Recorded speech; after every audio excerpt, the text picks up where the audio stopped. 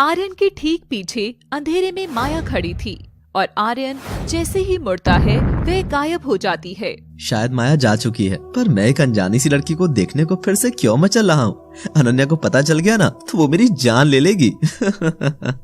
आर्यन बाहर जाने लगता है कि तभी माया उसके पीछे हाथ रखती है। तुम यहाँ फिर से क्यों आए? वो मैं तो बस ये आपका दुपट्टा लौटाने आया था और देखने आया था कि सब ठीक तो है ना। ये सुनते ही माया के हाथ से लालटेन छूटकर जमीन पर गिर जाता है और वह आर्यन की गले लग जाती है।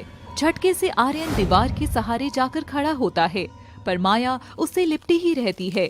आर्यन अनन्या से बहुत प्यार करता था, इसलिए उसने माया को छुआ भी नहीं। माया सब ठीक तो है ना? माया दूर हटती है।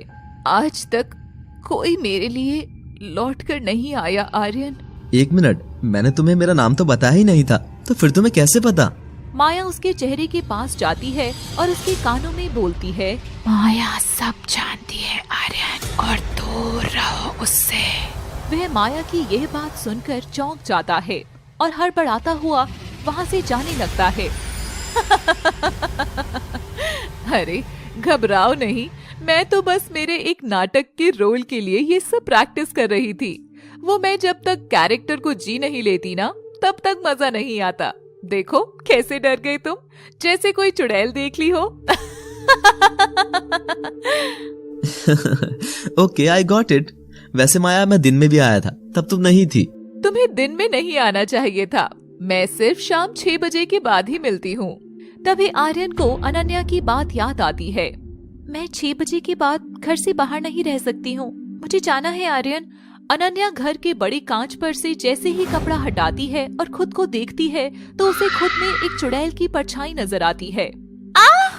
नहीं, ये सब क्या हो रहा है आखिर मेरे साथ? कल आर्यन के आने से पहले अनन्या ने एक झाड़ फूक वाले बाबा को घर बुलाया था। बाबा, आजकल मुझे नींद नहीं आती है और मेरे कानों में अजीब आवाजें सुनाई देती है। अगर मैं शाम को घर से बाहर निकलूं तो मुझे आसपास काला अंधेरा घेर लेता है। बाबा घर में जैसे ही इधर उधर देखते हैं तो कांच के सामने जाकर खड़े हो जाते हैं। कांच में बाबा की परछाई थी। तभी बाबा उसमें अपने पीछे खड़ी एक और परछाई देखते हैं, वो भी उसी की खुद की परछाई थी। तभी वह परछाई उसकी मुंडी पकड़कर मुंडी मरोड़ने लगती है। मुंडी मुड़ते ही बाबा छटपटाकर कांच से दूर हटते हैं। वो है, वही है, इसके पीछे वही है, चली जा, बचना है तो। कौन है? माया। बाबा अपना शॉल ओढ़कर वहाँ से चला जाता है, जिसे आर्यन ने घर से निकलते हुए देख लिया था। कौन हो तुम और क्या चाहती हो? मैं वही हूँ, मुझे भी वही चाहिए जो तुझे चाहिए, तेरा आर्यन। ये सुनते ही अनन्या सहम जाती है और बेहोश हो जाती है। माया और आर्यन हवेली के अंदर बैठे हुए थे। तभी माया आर्यन के नजदीक जाने की कोशिश करती है। रुको माया, तुम शायद गलत समझ रही हो। मेरी बाहर एक गर्लफ्रेंड है और मैं उससे काफी प्यार करता हूँ। अगर तुम्हें एक अच्छा दोस्त चाहिए तो मैं हमेशा तैयार रहूंगा। माया ये सुनकर चौंक गई। ये क्या बोल रहा है ये लड़का? इसका मन तो एकदम पवित्र है, बिल्कुल पारस की तरह। अब तुम्हें यहाँ से जाना चाहिए, निकल जाओ, जल्दी निकलो यहाँ से। आर्यन बेचारा चुपचाप बाहर चला जाता है और तभी हवेली का दरवाजा बंद हो जाता है। इन लड़कियों को तो कोई समझ भी नहीं सकता है। एक अनन्या है जो क्या है मैं समझ नहीं पा रहा हूँ, और एक है ये माया, इसकी माया तो सबसे ही अलग है। दिन गुजरते गए। अनन्या आर्यन से अब नहीं मिला करती थी। माया की दोस्ती ने भी अनन्या की दूरी को भुला दिया।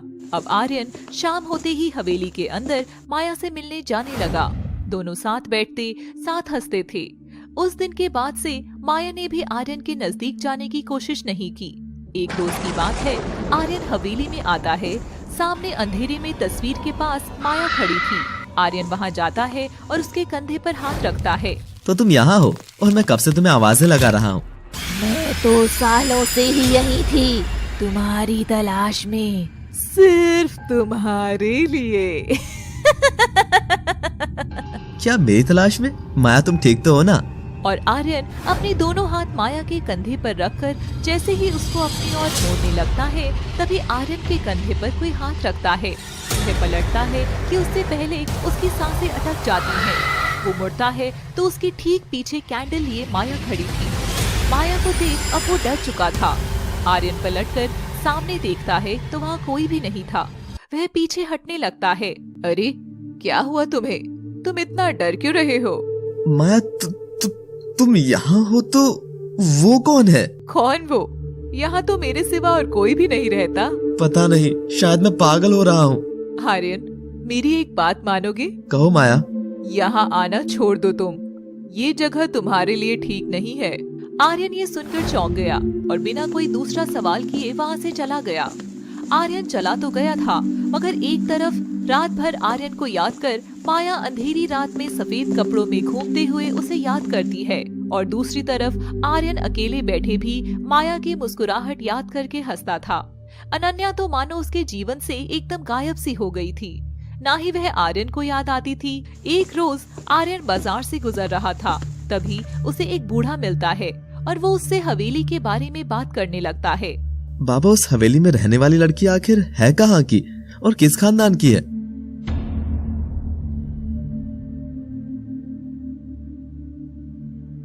लड़की? वो भी उस हवेली में? बेटा, दिन में भांग खा लिए हो क्या?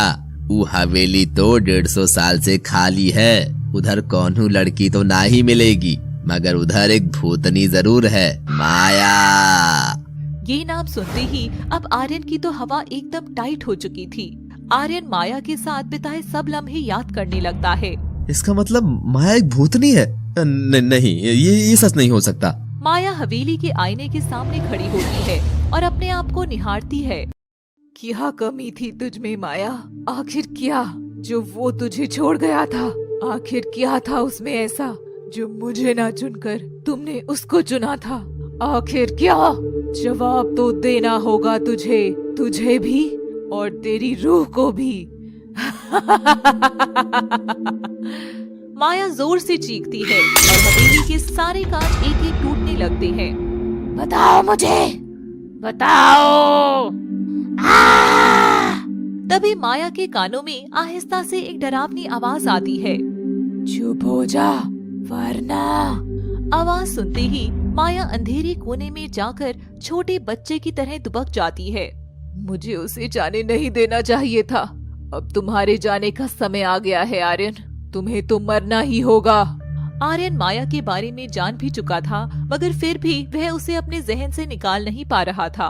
हवेली में बैठी हुई माया अब आर्यन के दिमाग से खेलने लगी थी।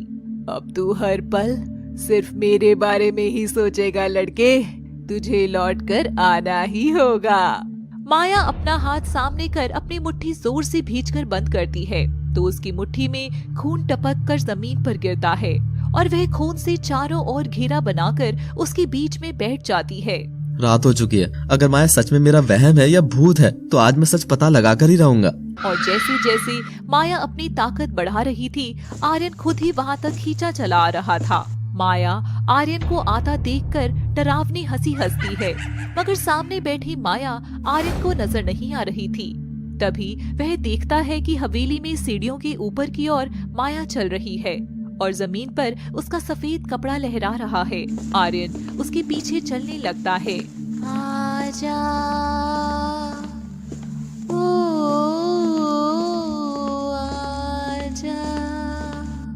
आर्यन जैसे ही माया के करीब पहुंचता है तो वहां से ओझल होकर दूसरी ओर नजर आती है।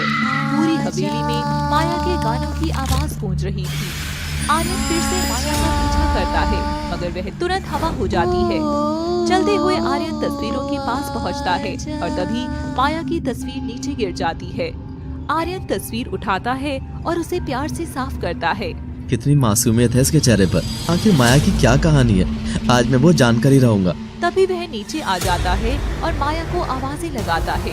पीछे खड़ी माया उसे देखकर हंस रही थी। माया ने अपने नाखूनों को पैना कर लिया था और वह आर्यन को आवाज लगाती है। आर्यन, यहाँ हूँ मैं, देखो मैं आ गई। आर्यन मुड़ता है तो सामने माया उसकी ओर देखकर अजीब सी हंसी हंस रही थी। माया, वो बाहर लोग बोल रहे हैं कि तुम असल में हो ही नहीं, पर तुम हो ना। मेरा मतलब उन्होंने कहा कि तुम मर चुकी हो। माया, कुछ तो बोलो। आओ मेरे पास आकर तुम ही देख लो मैं क्या हूँ। और आर्यन माया के पास जाता है। माया आर्यन से गले लग जाती है और अपने पैने नाखून आर्यन के सीने में डालकर उसकी दिल मुट्ठी में भींच लेती है। माया! अनन्या अपने कमरे में बेहोश पड़ी थी। अचानक वह होश में आती है और वह दौड़कर बाथरूम में जाती है और खुद को आईने में देखती है। उसकी आंखों के नीचे 2 काले गड्ढे थे। चेहरा एकदम सिकुड़ चुका था। अनन्या उल्टी करने लग जाती है। जैसे ही वह उल्टी करती है, पहले उसके मुंह से बालों का गुच्छा निकलता है। अनन्या घबराई हुई सी बालों के गुच्छे को खींचती जाती है, मगर उसकी उल्टी बढ़ती जा रही थी। वह आईने के सामने अपना मुंह फाड़कर रोशनी में देखती है तो उसके अंदर से एक जला हुआ हाथ बाहर आता है। उसकी आंखें डर से एकदम फट रही थी। तभी दूसरा हाथ बाहर आता है और अनन्या का मुंह एकदम चौड़ा हो जाता है। अनन्या का मुंह फाड़कर उसके अंदर से एक जली हुई औरत बाहर आती है, जिसके दोनों पांव उल्टे थे और बाल बिखरे हुए थे। मैं आ गई अनन्या।